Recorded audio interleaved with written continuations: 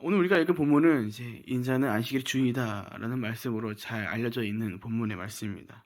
그래서 우리가 이 내용만 가지고도 정말 나눌 수 있는 말씀이 많다는 것을 좀 알 수 있고 또 이미 알고 있죠. 특별히 우리는 얼마 전 동일한 공통 구절을 이 주일날 담임 목사님을 통한 누가복음 강해 가운데 이 말씀을 들었던 것을 기억합니다. 그래서 오늘 우리는 이 말씀을 조금 다른 시선으로 바라볼까 합니다. 무엇을 중심으로 바라볼 것인가 하니 바로 말씀 앞에서 서로 다르게 반응하고 있는 바리새인들과 예수님의 모습에 대해서 우리가 조금 살펴볼까 합니다. 본문은 먼저 안식일에 예수님의 제자들이 밀밭에서 이삭을 따먹은 것을 가지고서 사건이 일어났다는 것을 가장 먼저 보여줍니다. 바리새인들은 말하죠.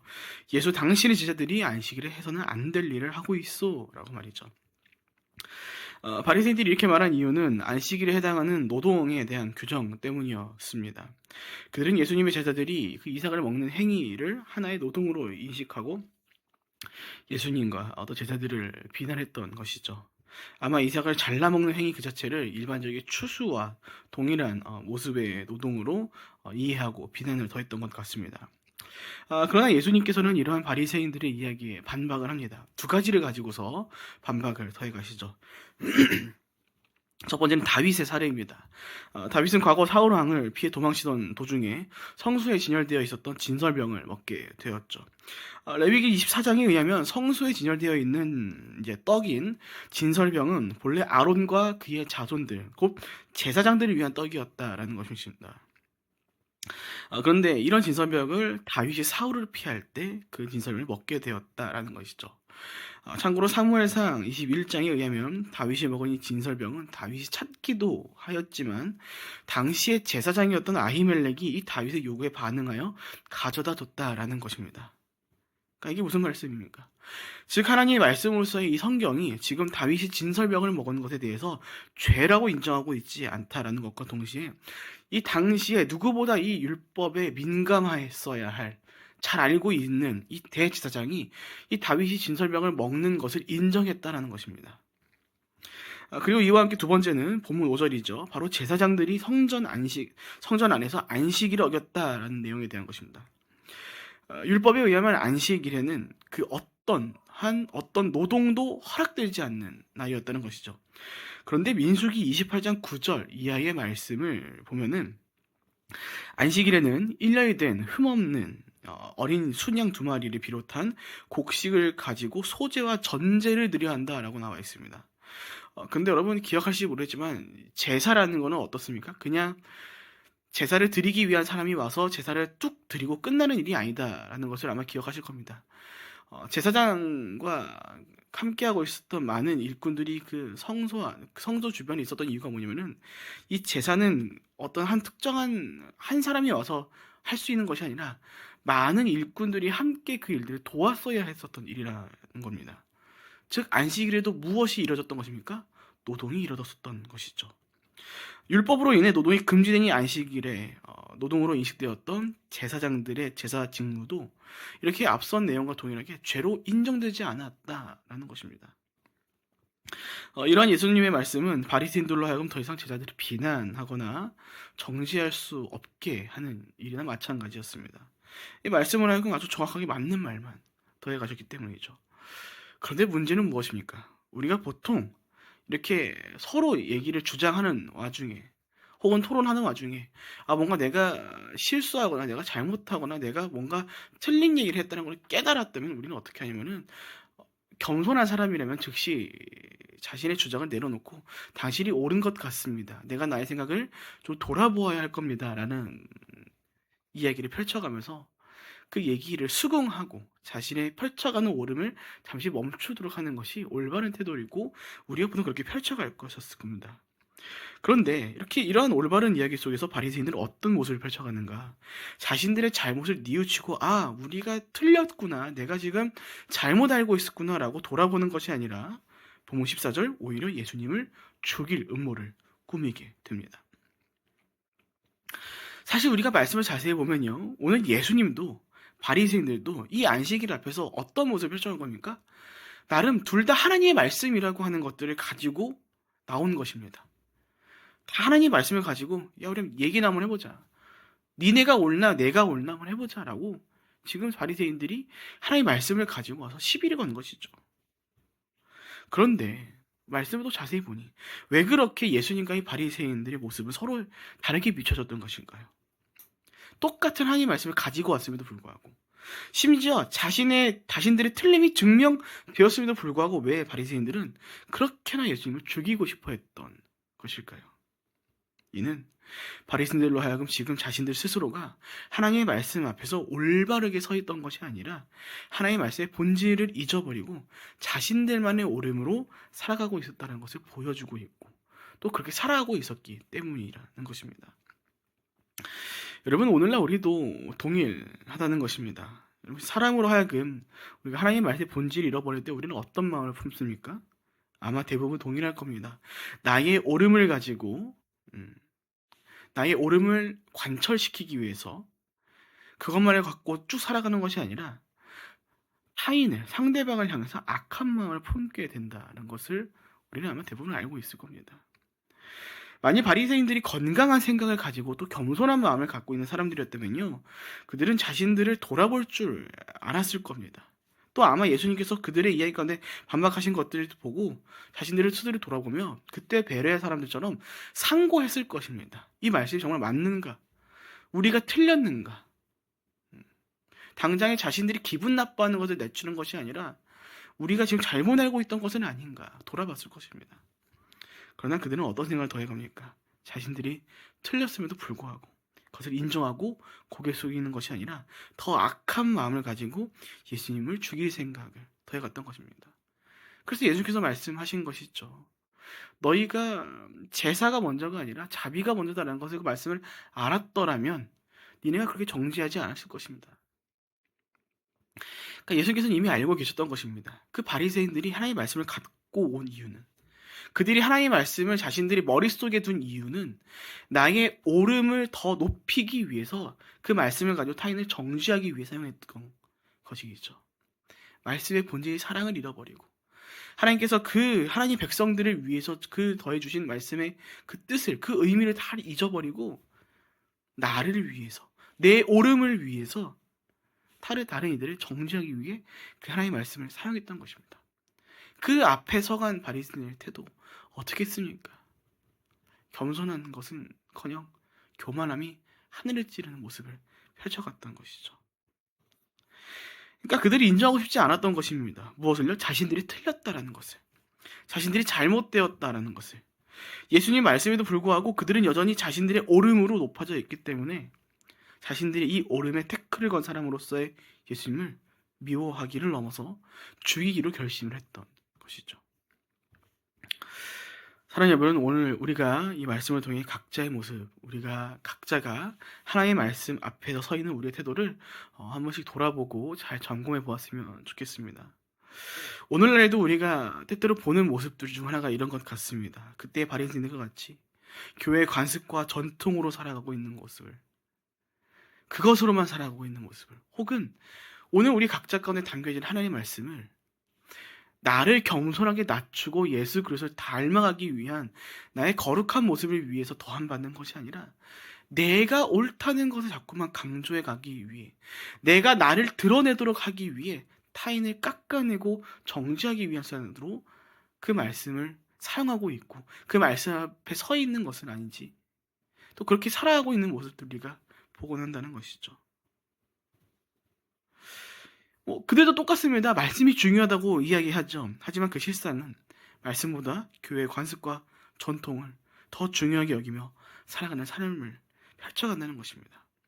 특별히 그런 교회들이 자꾸만 어떤 모습을 펼쳐갑니까? 말씀에 집중하기보다는 보여지는 행사에 더 많이 집중해 간다는 겁니다. 저는 있어 봤거든요. 행사가 너무 많은 교회에 있어 봤거든요. 교회가 중형교회 정도 크게 되는데 무슨 행사가 이렇게나 많은지.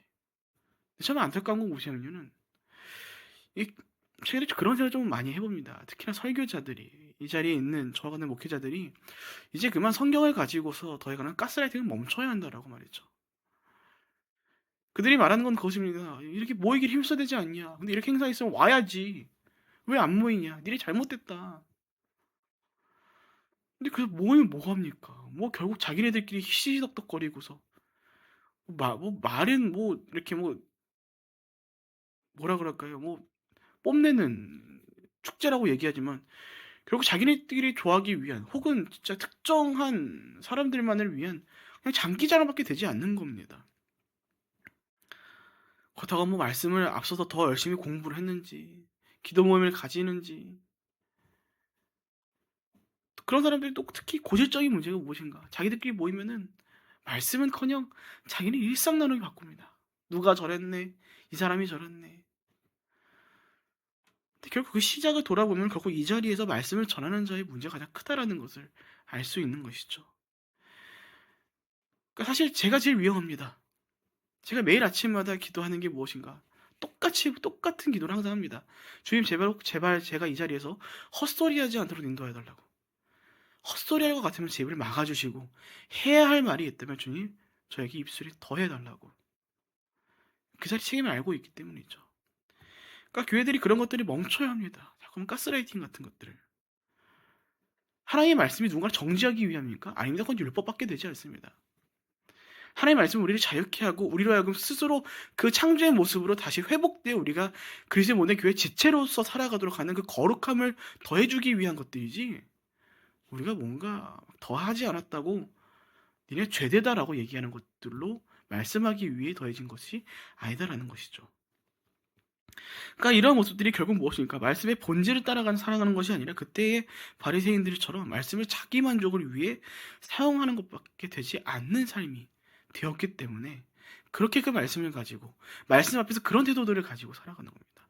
말씀을 가지고 타인을 정죄하고 가스라이팅하기 바쁜 것입니다. 우리는 때때로 말씀으로 인해 우리 각자의 속사람이 찔리는 경험들을 하곤 할 것입니다. 여러분 그때 우리 모습을 잘 돌아보았으면 좋겠습니다. 왜냐하면 그때 우리 각자의 모습이 오늘 내가 하나님의 말씀 앞에서 어떤 태도를 지니고 살아가고 있는지를 발견할 수 있기 때문입니다.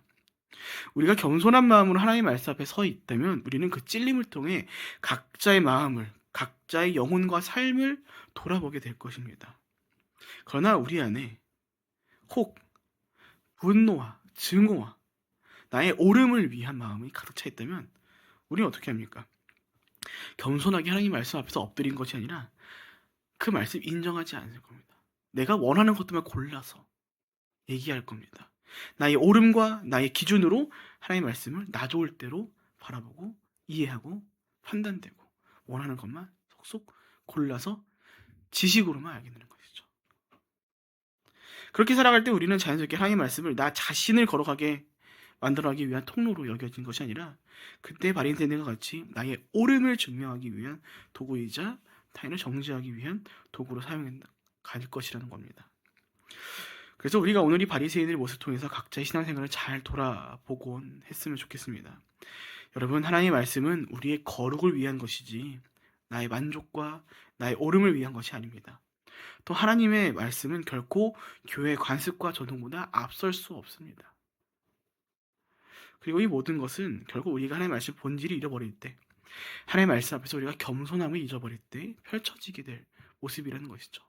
그래서 우리가 주일날 어제 함께 나눴던 담임 목사님의 그 강의 말씀 가운데 그런 얘기를 기억하는 것입니다. 그 예수님께서 놀라신 그 백부장의 믿음, 그 백부장의 모습은 어떻습니까? 삶과 믿음이 연결된 삶을, 일치한 삶을 살아갔던 것입니다. 자신이 버려도 상관없어서 그 종을 사랑했고 그 아끼는 긍휼을 덜어놨고 또 심지어 유대인으로 하여금 철천지 원수가 되었어야 할 그 로마 군인이 그 주변 유대인들로 하여금 인정을 받습니다. 당신은 이런 기적들을 은혜들을 누릴 만한 입장입니다라고 말이죠. 그런데 그런 그가 예수님 앞에서 어떠합니까? 저는 저희 집에 당신을 들여보낼 수 없습니다. 감히 나도 누군가의 명령하는 사람입니다. 가라면 가고 오라면 오라고 할 수 있는 이거 하라면 저거 하라고 얘기할 수 있는 사람입니다. 하물며 주님은 어떻습니까? 우리 집에 감히 들여볼 수 없으니 주님 말씀만 하시옵소서. 그럼 내 종이 낫겠나이다. 그러니까 그렇죠. 그 백부장이 어떤 모습을 펼쳐갔던 것입니까? 어제 말씀한 것처럼 그 예수님의 말씀에 대한 권위를 인정하고 그것을 믿는 믿음을 가지고 예수님을 단순한 하나의 선생이 아닌 위대한 하나님의 사람으로서 인정하고 인식했던 것입니다. 그 믿음을 가지고 하나님 앞에서, 예수님 앞에서 겸손하게 엎드렸던 것이죠. 예수의 말씀이 그런 이들 가운데 정말 큰 은혜이자 놀라운 기적으로 일해가게 되는 것입니다. 그래서 오늘 예수님께서는 앞선 바리새인과 달리 하나님의 말씀 앞에서 올바르게 서 있었던 모습을 또 우리 가운데 함께 보여주고 계신 것입니다. 예수께서 수많은 사람들이 고쳐가시고 그들에게 무엇을 말씀하십니까? 자신에 대해 소문을 내지 말라고 말씀하시죠. 그런데 그렇게 하신 이유는 본문 17절 이는 예언자 이사야를 통해 하신 말씀을 이루기 위한 것이라고 말씀하십니다. 그러니까 이런 말씀만으로도 우리는 예수의 모습이 지금 앞선 바리새인들의 모습과 굉장히 다르구나라는 것을 알 수 있는 것입니다. 예수님의 삶을 철저히 하나님의 말씀에 따른 삶이었습니다. 그리고 이 모습은 오늘 저와 여러분이 닮아가야 할 모습이기도 하다라는 것이죠. 어떤 모습입니까? 하나님의 뜻을 위하여 그 말씀에 순종해가는 삶. 그것이 오늘 예수님께서 우리 가운데 보여주신 믿는 자들이 하나님의 말씀 앞에서 펼쳐가야 할 의로운 태도라는 것입니다. 말씀의 근원은 하나님이십니다. 그렇기에 우리로 하여금 말씀을 따라 살아간다는 것은요, 곧 하나님의 뜻이 말씀을 담아가는 우리의 각기 삶 가운데 펼쳐진다라는 것입니다. 그때 바리새인들 하나님의 말씀 기가 막히게 잘 알고 있었습니다. 하지만 그 말씀의 본질은 그들 가운데 없었습니다. 그들은 하나님의 말씀의 온전한 뜻을 자신들 가운데 담아내지 못했습니다. 겉으로는 말씀이 그들의 삶 가운데 담겨진 것처럼 보여졌을지 모르겠으나 결국 그들은 하나님의 뜻을 무시하고 자신들의 만족을 위한 삶을 펼쳐가고 그것을 위해 하나님의 말씀을 이용해 갔다라는 것입니다. 하나님의 말씀 앞에서 교만한 태도를 더해갔다는 것이죠. 하지만 예수님의 공생애에는 결코 그 삶이 한 획도 하나님의 말씀과 멀어지지 아니하고 하나님의 뜻이 온전하게 이루어져가는 삶을 살아갔습니다. 그 앞에서 겸손히 또 겸허히 순종하는 삶을 선택한 것이죠. 그런 최고의 순종의 모습 중 하나가 무엇입니까? 예수님 기도 가운데 알지 않습니까? 주님 괴롭습니다. 할 수만 있다면 이 잔을 치워주십시오. 예수님 그럴 만한 능력이 있으셨을 것입니다. 하지만 뭐라고 하십니까? 하지만 나의 뜻대로 하지 마시옵고 아버지 뜻대로 하시옵소서. 내 뜻이 먼저가 아니라 아버지 뜻이 먼저입니다.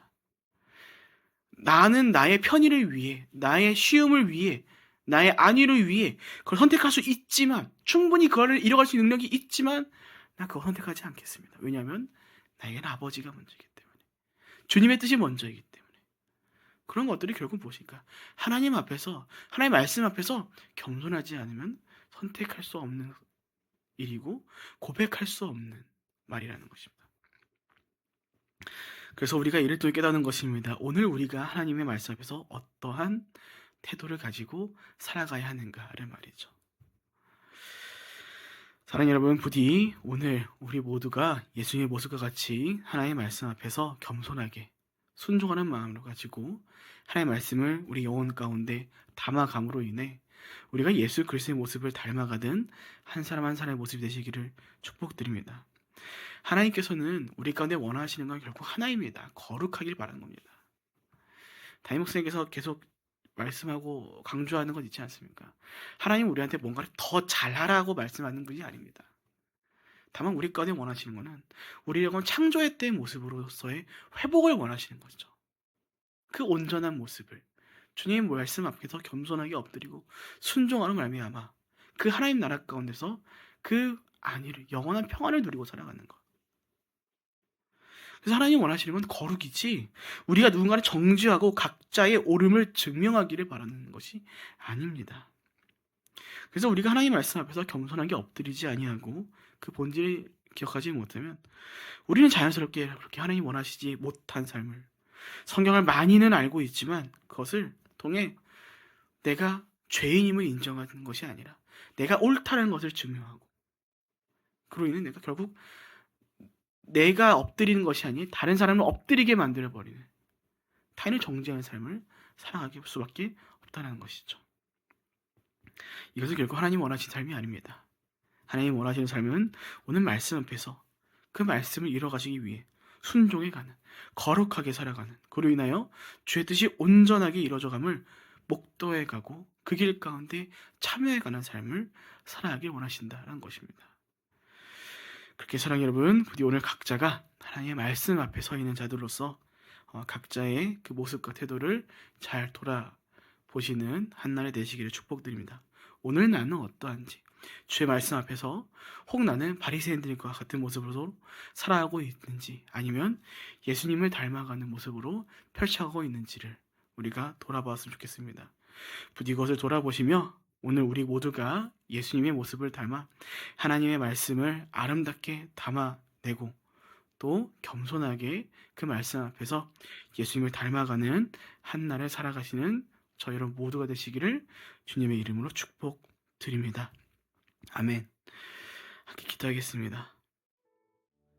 살아계신 하나님 아버지, 원컨대 우리가 오늘 말씀을 기억함으로 말미암아 오늘 하나님의 말씀 앞에서 우리가 바리새인들과 같이 교만한 마음을 가지고 나를 높이기 위해 주의 말씀을 이용해가는 교만한 자들의 삶이 아닌 순종하는 마음을 가지고 예수 그리스도의 모습을 닮아가기 위하여 겸손하게 주의 말씀 앞에 엎드리는 삶을 우리가 오늘 펼쳐가기 원합니다.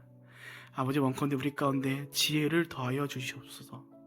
또 겸손의 마음을 더하여 주시옵소서. 그로 말미암아 우리가 오늘도 거룩한 한날을 살아갈 수 있도록 인도해 주셔서 우리를 통하여 하나님의 살아계심이, 예수 그리스도의 살아계심이, 그 능력이, 그 은혜가 우리를 통하여서 가장 먼저 우리 각자의 삶 가운데, 또 우리 사랑하는 이웃과 우리 가정 가운데 흘러갈 수 있도록 인도하여 주시옵소서. 주님 앞에, 그 말씀 앞에 겸손하게 엎드린 자들의 삶을 지금 지켜가시고 책임져 가실 것을 믿습니다. 원컨대 우리 가운데 겸손한 마음을 더하여 주셨고 오늘도 그렇게 엎드린 겸손한 주의 백성들과 함께 동행하여 주셨고 인도하여 주시옵소서. 그렇게 오늘도 우리와 함께 하실 것을 믿고 감사하며 살아계신 예수님의 이름으로 기도합니다. 아멘.